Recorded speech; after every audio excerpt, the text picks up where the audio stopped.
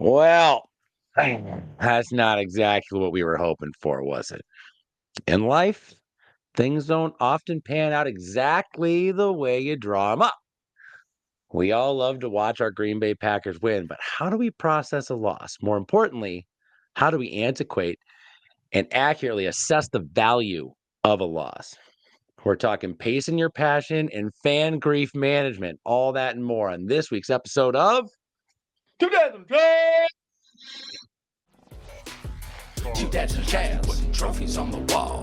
Two dads and a Chaz is talking Green Bay Packers football. Not exactly qualified, but answers the call. Two dads and a Chaz, talking Green Bay Packers football. We gonna break it all down, probably leave out some facts. We gonna make some statements that we'll likely regret. Most of gossip and rumors made straight off the top. So crank up the air condition, cause it's bound to get hot.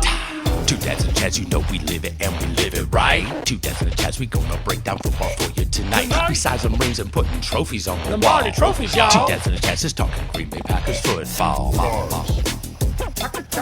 Yeah, we talking Green Bay Packers football. Welcome back to Two Dads and a Chaz, still the home for hope, good vibes, tantrums, dirty diapers, Lego pieces, and deep dives. I'm your host, Tyson Fauché, one of the resident dads right here on Two Dads and a Chaz. Of course, I am joined by my fellow feather. I mean, Keep going. no, fuck you. I'm doing it again. Stop it. I'm going to do the whole thing over again. You ready? There you go. Two.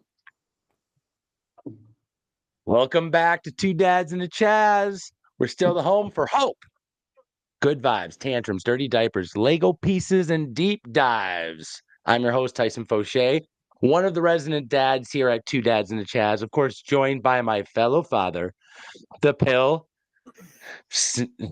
God damn it, I said it again. I fucked it up. I did again. You're pale, Mayhew. I'll just keep doing it. He's pale. Mayhew also get No, I'm going to do it again. Okay. I'm your host, Tyson Fauché, one of the resident dads here at Two Dads and the Chaz, joined by my fellow father, the pale snail himself, Aaron Mayhew. How you doing today, Mayhew? T-Bone, it was not the ending we would ever expect on week one, but I am ready to get past it as a team and break down everything that happened. Back to you, my man. Thank you, Mayhew. Thank you. You know, it wouldn't be Two Dads and the Chaz without at least one Chaz. Hey, there he is. Y'all, thanks for watching. Make sure you like and subscribe to Two Dads and a Chaz podcast, the Green Bay Packer pod with the dad bod. Right. Thank you very much. And of course, there wouldn't be the full crew without Ty, the guy on the couch. How you feel today, little voice buddy? Oh man, despite the end result, we watched a good football game. It was fun to watch. It was fun to have football back. Real regular season football. Happy to talk it out tonight. And now it's time for everybody's favorite part of the show. She's cute, she's curvy, she's controversial, she's my wife, Caitlin Fauché, folks. It's time for another episode of Cato's Kicker Corner, breaking down the kickers and the kicking game for this week. Take it away, Caitlin. Okay, so major things have happened since the last Kicker's Corner, considering there's a lot of "cuz" all in a row, a lot of alliteration. Braden Narvison, which I believe you gave him a nickname already. What are we calling him? Right. Children are sleeping. It took me so long to do that. Let's check the monitor. We're still good. Okay. So what I learned about this guy, Iowa State, he played for Western Kentucky for a minute. He's a Scottsdale, Arizona guy. I don't know if we knew this. He went to Desert Mountain High School. He is he's a newlywed. So let's just take a moment. Mazel, He's an avid camper. This is what I got from digging into the social media. This is digging deep into his Instagram, which you don't really have to dig that deep because this is all he has posted about. Lots of camping, #camping. Deer hunting, hashtag 6-pointer. Big Scott McCreery fan, turns out. Big Scott McCreery fan. So I kind of think he's great for Wisconsin, considering he's, Scottsdale, Arizona. I think of like fancy people and like hiking, hashtag hiking, Turquoise. hashtag turquoise. Yeah, for sure. Hashtag turquoise. But I think he's kind of a great fit. And again, when he's kicking, he likes to hashtag things like very obviously, like hashtag camping, hashtag tent, hashtag sleeping bag, hashtag outside, hashtag hiking. Like those are all of the hashtags he does for like one post about him camping.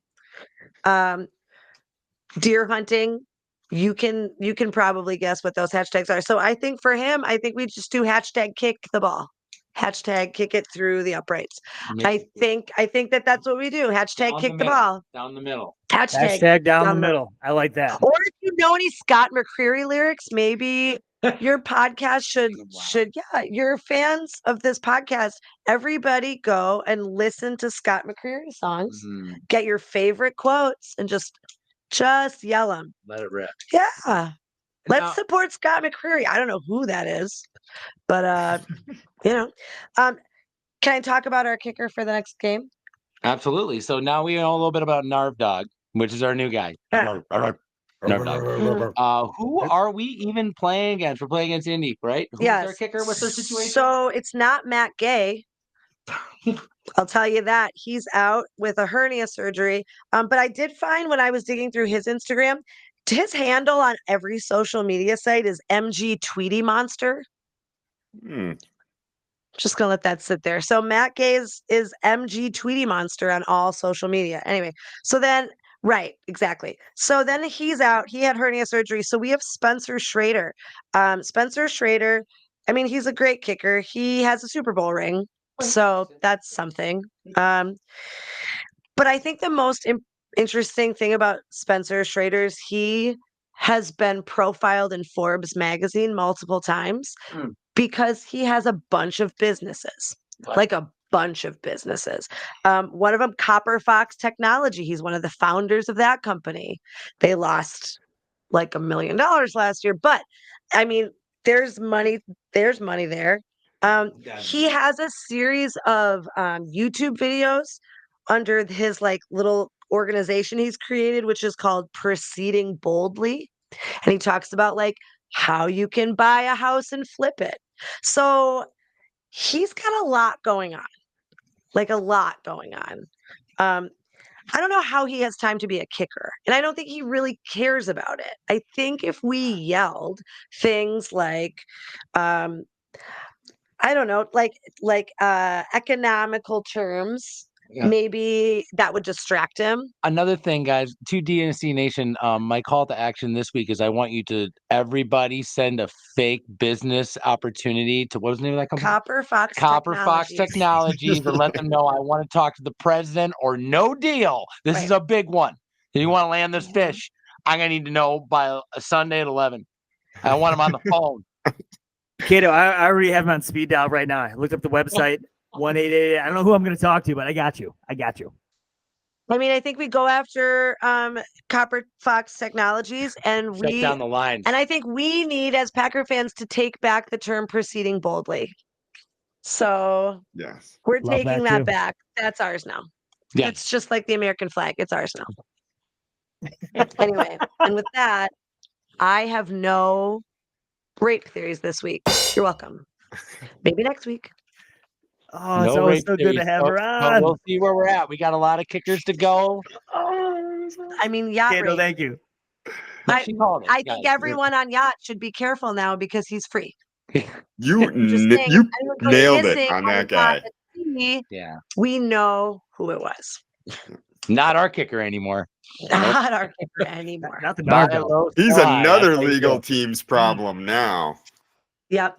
But thanks for having me, and go listen to some Scott McCreery. Thank you, Caitlin, as always. And that was Cato's Kicker Corner. Yeah, we talking Green Bay Packers football. Welcome back. First quarter's underway. So we're talking quarterbacks, we're talking football, and that's what you do when you talk football.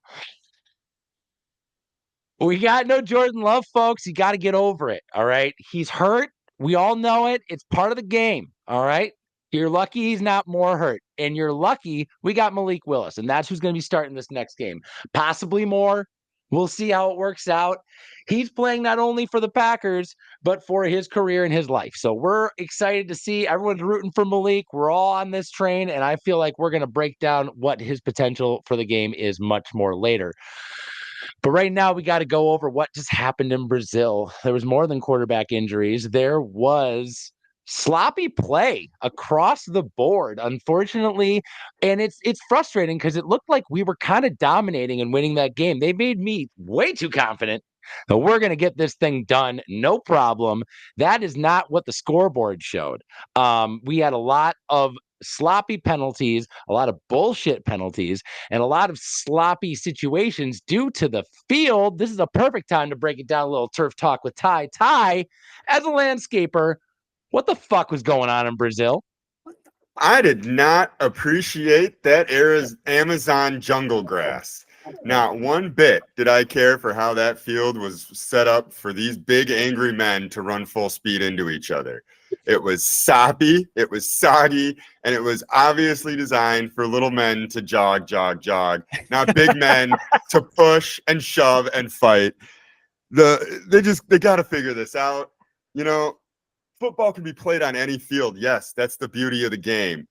But give me, for such a big game and an international spotlight, give me a field worth playing on, please.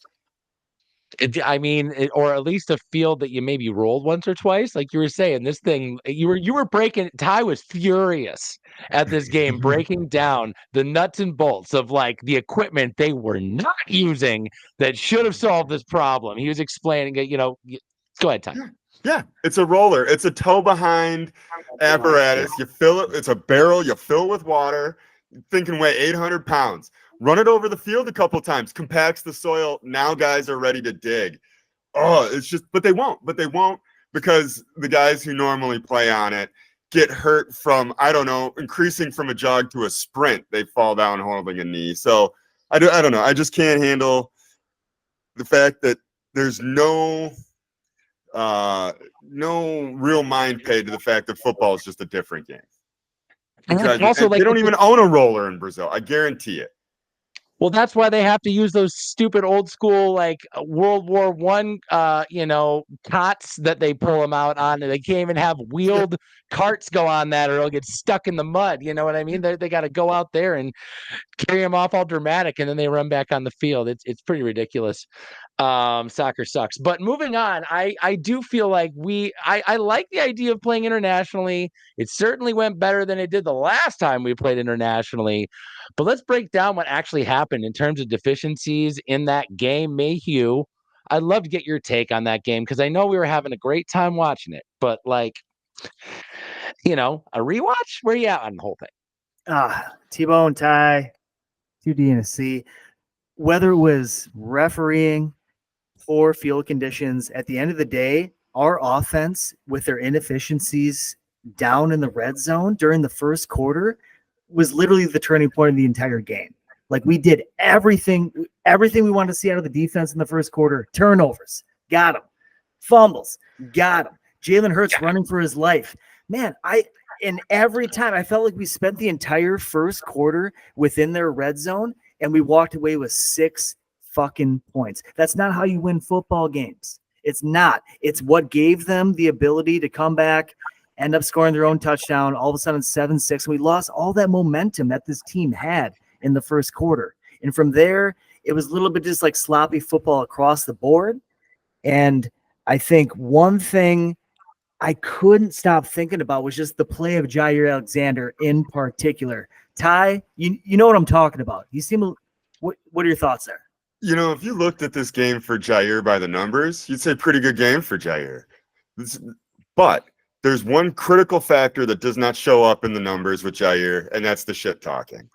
Jair lost the shit talking battle with AJ Brown. When Jair started trying to get in his head, all he did was lit a fuse of a crazy, unstable narcissist who just decided that he was going to punk Jair for the rest of the game. Jair, if you're going to do smack talk, you need to win that battle. And you need to understand that you are arguing and fighting with crazy people, unstable, could not hold any other job on planet Earth. Crazy people.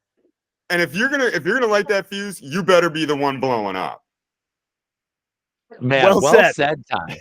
Well said. I couldn't agree with you more. And I'm yeah, I heard about Jair having a great offseason. You know him to be this leader. But when you get out there and you're playing against these kind of guys, and we're doing one-on-ones, which is what we've been asking for out of Ja, is what we were begging for last year with the old scheme. It didn't fit him. We put him against the number one. That exposes our defense in a lot of ways. And he did not help our team by locking that guy down. He became a liability and someone that they were focused on picking on, and they were getting home quite a bit against him. So for me, as much as I love that guy and I want him to be a leader, I really just want him to do his job well. I don't need him to be this agitator. And if he has to play that agitator role, that's like next level head game stuff. Maybe just like stick with your man, but that's just T-Bone's take. Well, it can't all be bad news about Ja. Of course, we are big fans of him on the show. He's going to do great things moving forward. We know it. He does have that pedigree, and so I'm not worried. But at this point, I'm going to go ahead and shut this down and rock it into the second quarter. First, we're going to take a break, and we'll be right back after this with some more Two Dads and Chaz. Yeah, we talking Green Bay Packers football. And welcome back. We are about to hit into the second quarter, which starts now. Nice. Matt LaFleur does not give a shit about week one. That's what Ty thinks. He's going to tell you about it right now, ladies and gentlemen. Ty Wendell. That is correct, Tyson. I don't think Matt LaFleur gives a shit about week one. I'm watching his press conferences going into this, and for a coach who is obviously obsessed with winning, all right, that's all Matt LaFleur wants to do is win, win, win. He's going into the week one with I don't know, it's a coin flip, who knows. So I did a little digging and I looked it up. Since he took over as the head coach of the Green Bay Packers, on week one, he is 3-2. Now, for a coach with a 7.96 career winning percentage, he wins 4 out of 5 games, but it's a coin flip on week one. Very interesting to get into the head of Matt LaFleur in that he does not give a shit about week one. Yeah, I think you're totally right. I think also he has the maturity of being involved with his team long enough that his job's not on the line. There's not really the amount of pressure that a new coach would have in this situation. We got our quarterback. We're in a pretty good spot. So like it's one game, folks, right? I also want to get into some real talk about mature Packers fans at this point. If you guys are okay, I'd like to move the conversation because I believe we're at a point right now where all of our team is developing at the same time. It seems like our coach is kind of blooming at the same time. We got the right people at the right time. It's time for the fans to do a little maturing ourselves. It's time for us to really take note of what we've done here in the past 30, 40, 50 years as Green Bay Packers fans, okay? There's been a lot of seasons. There's been a lot of games. You know what I mean?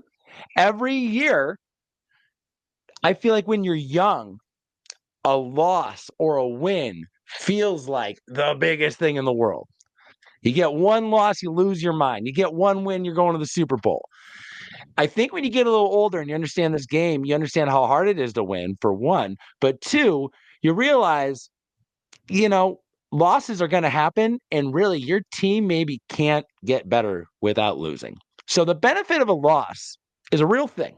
Okay. When we opened up the show, I did talk about how do you quantize, how do you put value to a win or a loss? I think a team that's mature enough and secure enough can take more from a loss than they can from a win. I think our team is right there, and I know our fan base is right there. So what I'm going to ask is that you guys understand that this is a week 1 game. Okay, I'm not minimizing. Our quarterback got hurt. Our offensive line played below average to bad in the first half. We got it together in the second half. But, you know, but for real, that's 1 game, guys. Do you want to play your best game of football week 1? Absolutely not. That's a terrible story. That is not the story of a winning team. You want to play a game that you're going to figure out who you are, what you can do. You don't know anything against your opponent, and they've been game planning for this game for 4 or 5 months. This is not a true litmus test of what this team is. That being said, we got work to do, but panic button should not even be on the table. You shouldn't even be in that section of the room, folks, because we got so much positivity out of this loss. I hope you understand this is not a terrible thing. As much as we lost our quarterback, we get to develop that quarterback room in his absence. We also get to develop a different style of offense that will come in handy at some point in this season. So there's no reason to freak out and lose your mind, in my opinion. Does anyone feel differently about this particular game? Is anyone seriously concerned? No, I think you're spot on with that. I think that it is a feeling out. It is week 1 is an exploratory thing. It's not, you shouldn't be hinging your whole season on it. Mayhew, you got thoughts? Yeah. Tyson, couldn't agree with you more. I used to allow Packer losses to just literally destroy my Sundays, trickle into Mondays, couple of black eyes. I lose consciousness. I wake up, I'm in HR, and I'm like, what happened, gang? It's the 2014 NFC champ. Those days are behind me. And I think it's a good thing. It's a good thing. So I am on board with everything you're saying. It's like, hey, it's week 1 also. Everybody just cool it down a little bit. Let's regroup. And I truly believe in the inner circle, making the right fucking choices, and we'll rebound, baby. We're going to rebound. And we trust them. I know you can't be like, fire Joe Barry. The defense didn't do well. Well, he's not on the team anymore. That's not a problem. That's gone, right? I just feel like we need to pace our passion as Packers fans. This is a long season. They're going to need you, your voice, and your heart when it gets cold out. That's when we really need it. I'm not saying don't care. I'm not saying don't cheer. I'm just saying you got to pace yourself, okay? And you really got to pace yourself in the fan grief department, because that is something. Beating yourself up, being hard on yourself does not help the team. Just going to throw that out there. And chopping down every single part of the team and trying to figure out whose fault it is and who needs to get fired. That's not helping the team. At this point, if you don't believe in this team and you don't believe in the inner circle and you don't believe in this quarterback, I don't know if you're really a Packers fan. I think you're someone who just is looking for trouble and wants to bitch. Because right now, you got to believe in this team. They're good.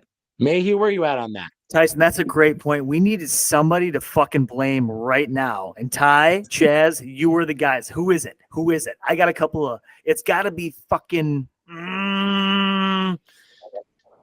Royce Newman. He's not even on the team anymore. But I feel like that guy fucking dragged us down for years, and the aura is still floating around. Or Anders Carlson, man. Wait, no, he's on too. Shit. I know. He's like still in the locker room, like packing up they're like, dude, you need to fucking leave, Anders. Like, you got let go like months ago.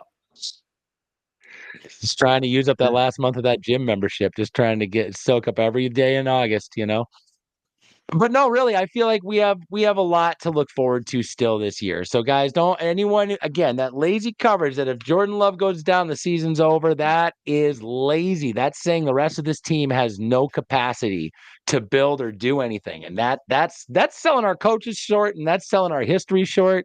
That's selling where we're at right now in the league. We have a huge advantage. People think that our wide receivers room is not full of stars. What they don't understand is that everyone on the wide receivers team is a star. They all can play well. Okay. They're going to underestimate our team with a backup quarterback, and they're just going to blitz us all day. That's an advantage to a good coach, not a disadvantage. What we need to do is figure out a way to max protect, run the goddamn ball, and use this as a galvanizing opportunity for our offense to get better at something that clearly we weren't executing at for the first half of the first game. So I don't know if we do that with Jordan Love. We'd be working on fancy shit. Now we get back to basics. Don't panic. Plenty of time, folks. Plenty of time. But not right now. We're going to take a short break. We'll be right back after these commercials. I was scared to try tampons because I didn't know if they'd be able to protect me like pads. Took me a few tries, but once inserted properly, tampons shouldn't hurt. If you feel it, it ain't far enough. Believe me, it changed my life. Like pads, tampons offer up to 100% leak-free protection, whether you're on the go or just chilling at home. Now I do and wear whatever I want on my period, thanks to the freedom and flexibility I get with adding Tampax to my routine. Learn more at tampax.com/2D and a C. That's TAMPACKS at 2D and a C. We selling tampons. Yeah. We talking Green Bay Packers football. At this point in the show, we got to get into the tangent zone with Ty. Ty, what are we talking about today? Well, fellas, I'd like you to put your GM hats on for this one. Given that Willis is such an unknown, is there a veteran quarterback out there that the Packers should go get?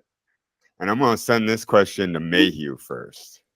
Oh, Ty, thank you. I'll go first. I'll take the easy pickings. Look, the Packer philosophy, they've made it very clear that they just want to have a cheap backup quarterback to develop, whether you agree with it or you don't. The other philosophy here is you pay like $5 to $6 million to some douchebag sitting on the sidelines that maybe comes in 3 to 4 games a year, but he's played in the NFL. Maybe he's won a game or two. At the top of the list is none other than Ryan Tannehill. He's got a smoking wife, I gotta tell you. But aside from that, I don't want him to be anywhere near fucking Green Bay. Okay, so everybody out there, like, oh, they talked to him or they called him. Oh, maybe it's happening. It's not. Throw that idea to the curb. Let's move on to the next. Tyson, what do you got? Well, look, I completely agree that I want no part of Ryan Tannehill. I think that this guy thinks he's a starter, and I don't want one of those on my team. I want a broken man, Andy Dalton type, okay? Andy Dalton's not available. For some reason, someone's hired him. So, I first of all, everyone knows I'm a Malik Willis guy. So before we go any further, that's my guy, okay? I like this pick. I liked him in the draft. I like it today. All right. I'm going to be laughing and dancing when he's succeeding for the Packers. And when he's not succeeding, I'm going to believe he's going to get better because I'm a Willis guy all the way through. But Ty, I don't know if you know, we got Willis for a 7th round pick, paid him like $1 million. Taylor Heineke did go for a 6 and 1.2 million, which is really not that much more. Or less. Now I know you have a severe Heineke was even available. He was willing to play for nothing too, and we're like, we're good. No, it's because he's on his 7th NFL team right now. But that's the guy you want, the journeyman. Look, if this season doesn't work out for him, his wife's gonna make him get a real job, and he just can't do it, guys. He's desperate. That's the guy we want. Damn it, Taylor Heineke was available? Jesus, yeah. Jim Harbaugh is so smart. Jim Harbaugh is a good football coach. And if Jim Harbaugh wants Heineke, it means I'm onto something with this guy. We're going to end up with this guy one way or another. You know what? They have Herbert. They don't need Heineke. That's just spoiled. That's the spoils of riches. You know what they need is a wide receiver for Herbert to throw to. We've got, I don't know, a half dozen of them. I'm talking trade time, We're boys. Not trading for Taylor Heineke. I'm trading Christian Watson for Taylor Heineke and that 6th round pick. No, Taylor Heineke thinks everywhere he plays, he ends up starting at some point and creating a quarterback controversy. But when he gets the starting job, he can't get it done. So, like, what do you call that? A Tyrod Taylor type. That's a backup. He doesn't know it yet. He Permanent needs like backup. 4 more years before he That's what accepts the it. Mayhew, Packers what do you need got? is a permanent backup. Ty, I don't hate that deal. That's a pretty good deal. Christian Watson, Taylor Heineke. I feel Woo! let's ride it out. I don't know. Traitors. You Roll the traitors. Heineke goddamn sluts. dice. The Heineke sluts. You We're the guys only just two fucking wait Taylor outside. Heineke sluts in the whole world. But god damn it, he is gonna end up a Packer someday. Everybody's floor is gonna hit. Jaw's gonna hit the floor, and he's gonna have exactly 2.5 amazing games for the Green Bay Packers. Someday, mark my words. I know Goody watches. He's got Heineke he's got circled some too. Farby in him. I can't deny the Taylor Heineke, but I don't think we wanted someone that was trying to take a job. But still, I like it. I like it. But I will say that this is a big opportunity for Malik Willis. I'm sticking with him. Going I with the think Colts. he's Going gonna against the take Colts. this and run with it, guys. His whole career runs on this. If he blows this, he's done. He's just a third string washout. If he succeeds here, he's a lifelong backup with potential to be a starter, trade feed. Who knows? Who knows? I want to get into the next game, which is going to take us into the next quarter. So if you guys are all right, let's take a break and let's bust it back here with the Indy Report. You guys down? Yeah. We'll be right back after this break. Yeah. We talking Green Bay Packers football.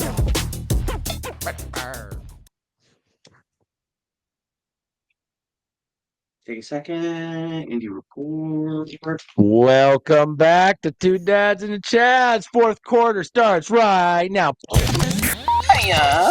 Well, Indianapolis Colts. This is the next people we're going up against. Offense, defense, special teams, coaching. We're going to go over all of it right goddamn now. So we're playing the Colts. Mayhew. Who's on the offense exactly? What are we going to be looking for? Look, I ain't gonna fuck around with our crowd right now. Okay, there's 3 things you need to know. Number 1, quarterback Anthony Richardson. Everybody's gonna lose their shit because last week he slipped and then threw a 60-yard bomb to Michael Pittman for a touchdown. Big fucking whoop. I did it in the parking lot of Arby's last weekend. Jesus, calm the fuck down. Aside from that, Jonathan Taylor. All you Wisconsin fans, yeah, he plays for the Colts, and he tends to run from time to time. Yeah, we're going to shut him the fuck down. Aside from that, Michael Pittman, I do have him on my fantasy team, sort of rooting for him, but not really. Fuck that guy, god damn it. Wide receiver, just a couple of names to know. Offense, end of day, it's like a poor man's Philly. So all our fans out there, don't take them not seriously, but hoping for a rebound game. Ty, tell me a little bit about the defense. Well, the defense, now we only have 1 week to assess this team on, really. But going on what I saw last week, the defense is kind of terrible. They're a C, a solid C maybe. They did give up 417 yards to the Texans. Now, CJ Stroud is an offensive dynamo, but 417 yards seems like a lot to give up. They did have a couple of sacks, but 0 takeaways. The tape on them is that it's a lot of zone and a lot of zone blitz, which means you can run against these guys. We're going to have a way easier time running against these Colts than we had against the front 7 of that nasty Eagles team. Also, they never quite put it together last week.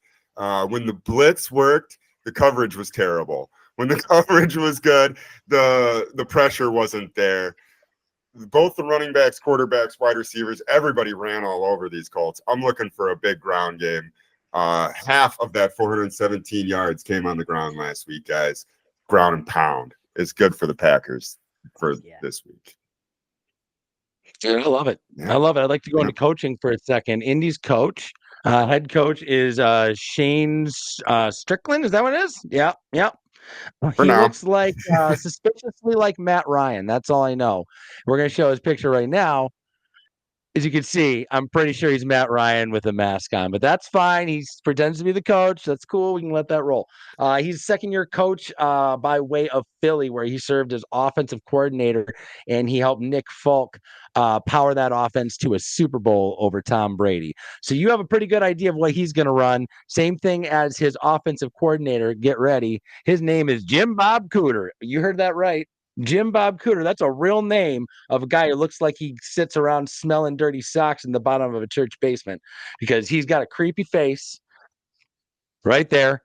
And he also is got the worst name maybe in the history of humans. Like, I can't believe he was born in the century. And they're like, Jim Bob, call him Jim Bob. But that's it. Gus Bradley. He is a defensive coordinator for them. He runs the same exact defense we run, guys. That's awesome. He runs a lot of cover three, a lot of single high. We've only been going up against that like the entire offseason program. So we have a pretty good idea of what they're going to run. Their special teams coordinator is Brian Mason. I don't know. He looks like he has a speech impediment. That's really all I have to say about him. But the offense, man, they run mostly out of shotgun. They ran no plays from under center last game, which is important because then you can they're dictating to you when they're going to run the ball by putting someone in motion. Anytime they put someone in motion, well, they're running the ball. Anytime they don't put someone in motion, okay, they're throwing the ball. And every time the guy has to run the ball, he has to cross the quarterback's face. So if that's the only offense they run, you talk basic ass offense. This is how Nick Foles won the Super Bowl, just running RPOs. Happens to be the same offense we're going to run, happens to be the same defense we're going to run. So, like, which team's going to run this version of a simplified offense and a single high cover three defense better? We're going to find out, but it's our home opener. So I like our odds. I like it. But coaching wise, they're very basic one read offense. They're just looking at the defensive end, deciding if they're going to do a zone read run to the running back or the quarterback's going to hold on to it himself. Probably the same thing we're going to do. And the quarterback that they have is pretty erratic. So I think that you're just going to have a lot less timing, which is great. Chaz, what do you got on Indy? Hey, y'all. I know I've been a little silent this episode, but I really wanted to do a deep dive into this Indy team a little bit. Talking about the quarterback, Ricky Bobby, he's been putting up about 350 yards a game. And as we all know, has been quoted saying, if you're not first, you're last. And I am very excited to see what happens in this upcoming game. Obviously, Cole Trickle is their big wide receiver. Now, he hasn't really developed like the team thought that he was gonna after his huge crash in Talladega last year. And I got to tell you, rumor has it around the scene here, he has been seen dating famed actress Nicole Kidman in his downtime, which might be leading to some of his lack of success and focus. Now, he's also quoted saying, and I quote, if Ja tries that high side pass block on me, I'm going to put him in the wall. Tyson, back to you. Thank you. Chaz, that is not the team we're talking about, but that is fine. That's great. Great Indiana breakdown. Start your engines. That's it. Okay, got it. Thank you, Chaz. Well, guys, I think that's pretty much the Indy report. Is there anything else you guys wanted to go? I feel like we're kind of ready. We know what we're going to see. It's going to be the same team playing each other. With it, is our team a better team than their team? We got the talent. We got the talent. We got way more talent. We got way better players. I'm looking at the roster and I'm just reaching to find a name I might recognize. Not happening. We've got guys all over the place that are going to eat these Colts up. Gary is going to have a huge game.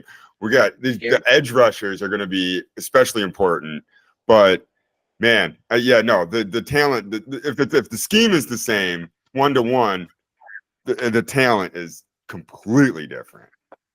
And this is going to be a team win, guys. This is going to be a team win, and we're going to get to know our team in this next stretch because it's not going to be hero ball. We're not going to be asking our quarterback to save us. This is going to be us developing team skills that will help us throughout the year. Mayhew, anything you want to add? I want to be positive. I just want to relay that this team played Houston last year. Okay. Last week. Apologize. And they only lost by 2 points here. Okay. Houston, when I perceive as a rather relevant team in the AFC, I just don't want to not take this team seriously. All we do in the NFL is like, oh, we look ahead. It's like, oh, we're going to win. Each week is it's a game of inches, God damn it. And we have Malik Willis. This guy's got 2 weeks in our fucking offense. Are we going to win? God, I fucking hope so, but it's okay if we don't. We will absorb that, and 2D and a C will guide you through the entire process rolling into next week. Just want to put that out there, T-Bone. Yep. Oh, yeah. And guys, I want to also reiterate what May you just said. We can't afford to lose this game. Let me just give a quick rundown of the next 3 weeks. And I know this wasn't on the thing, but I'm just going to tell you.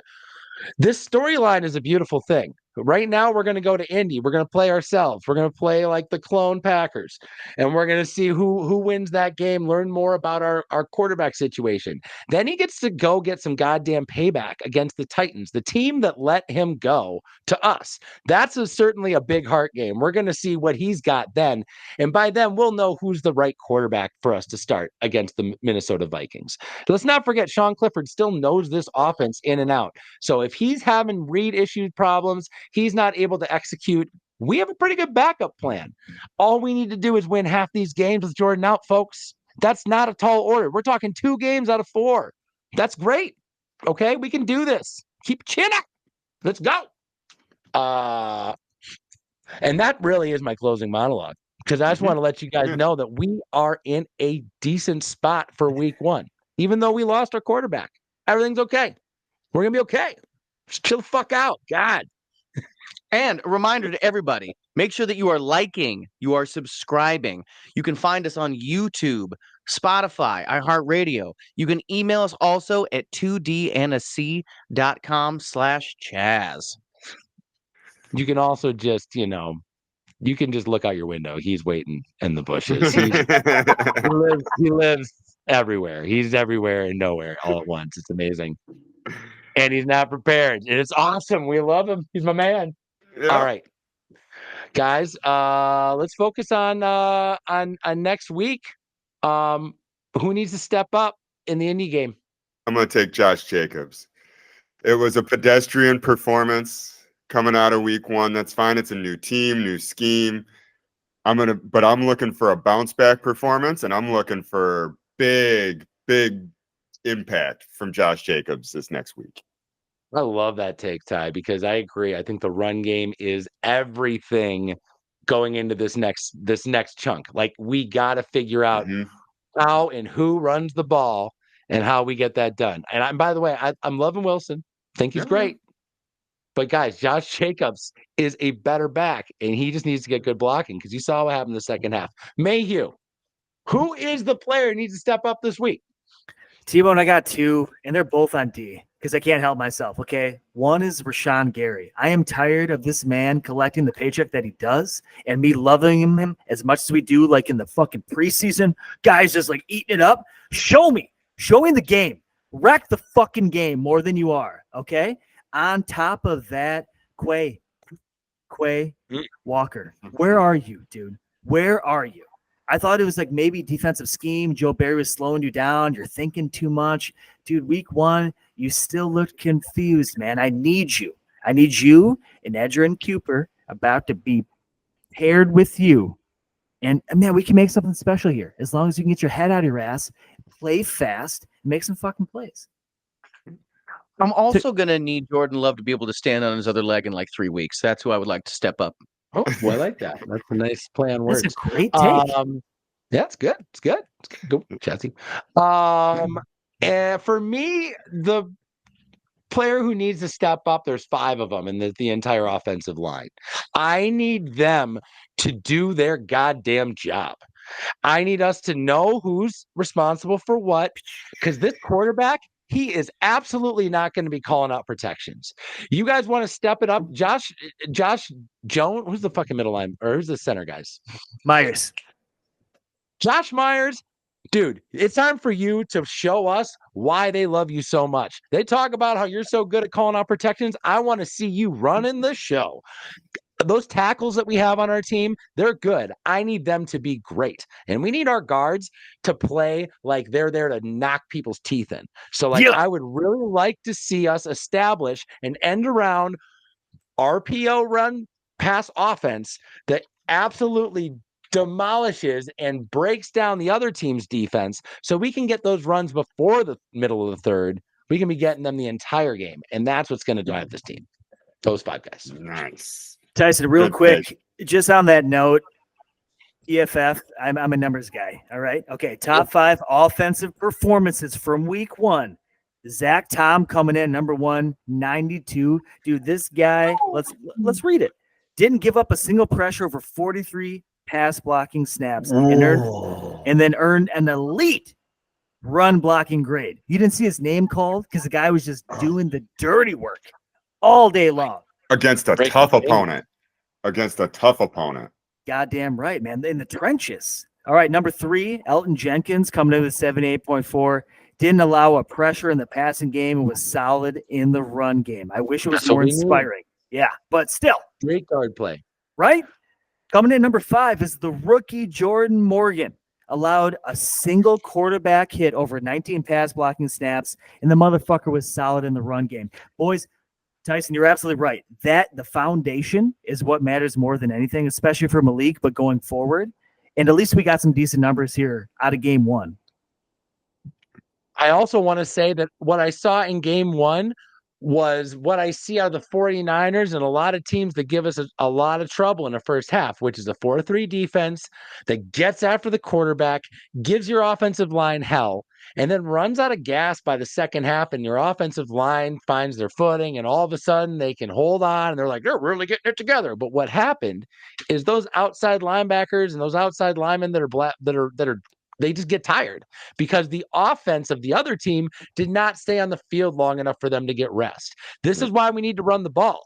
This is why we need to control the clock and we need to control the time of possession so that our defense, our specialists can do what they're there to do, rush the passer and get pressure in the backfield. Yeah, buddy.